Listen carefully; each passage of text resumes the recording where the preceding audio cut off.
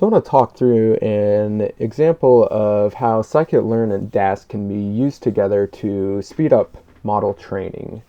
We're going to see an example of how to train a scikit-learn model on a Dask cluster. So we're going to be going through this example from the scikit-learn docs. It's classifying some articles into various categories here.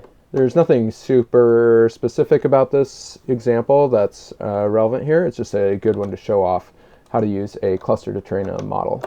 So we're going to do the imports. We will load the data here, and then we'll define the model. So we've got a pipeline with a few different stages to it, and then we're going to be doing a grid search over some hyperparameters here. The important bit is that we're going to be setting in jobs equal -1, which is going to use all of the cores of the machine that I'm connected to, which I think this is a relatively small machine. I think it's just 2 cores. So internally, this is going to be using joblib to do the parallelism on a single machine. It should take about 30 seconds or so. So there's 72 different fits here in total. So there's 24 hyperparameter combinations, and we're doing 3-fold cross-validation. And what that translates to is essentially 72 things that could be fit in parallel if you had enough cores. In this case, we only have a couple, so we're not going to be getting perfect parallelism here. But what joblib and scikit-learn are doing internally is training this model in parallel using multiple processes on this single machine. And again, so that fit in about 30 seconds.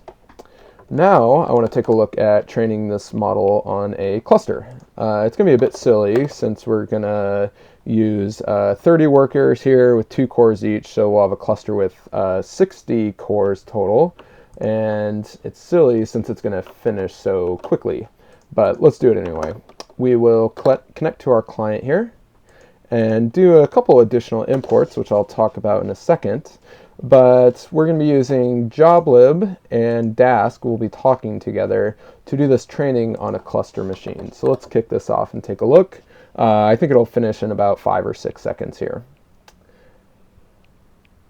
Yeah, so that took just over 6 seconds to finish doing the training. When above it took about 30. So let's talk through what actually happened here, but just to have something to look at, we'll do a search across a larger space here. Before we had 72 different fits. Now we have about 3,500. So on the right here, we have the distributed scheduler UI. This is really handy for debugging, for inspecting exactly what your cluster is doing at any given time. So each one of these vertical bars here is a single core on our cluster. So we have 60 vertical bars here. And each rectangle is an individual task. So in this case, it's fitting some hyperparameter combination to some CV split on the data. Jumping back to the code here, we saw that we had a couple of additional imports up here. So this first one is from daskml.joblib. That does a bit of registration between Dask and joblib to register this additional backend, which we use down here to do the actual fitting. So we're going to use this joblib.parallel backend context, and by specifying the name Dask here, that's what tells scikit-learn and joblib to actually use the cluster for training rather than threads or processes. We scatter the data out to the cluster. This will mean that each worker gets its own copy of the data.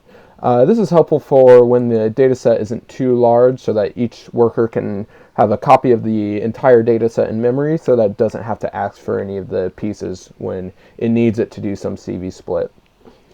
Other than that, the user code is identical. You're still just calling gridsearch.fit with the data, the X and the Y. The only change really is that it's happening inside of this parallel backend context manager. The other thing that's important here is that scikit-learn didn't have to change at all for this to work. So it's already using joblib internally to do parallelism on multiple threads or processes on a single machine. The only thing that changes is that Dask has done the work to register this parallel backend so that a cluster of machines can be used instead of a single machine.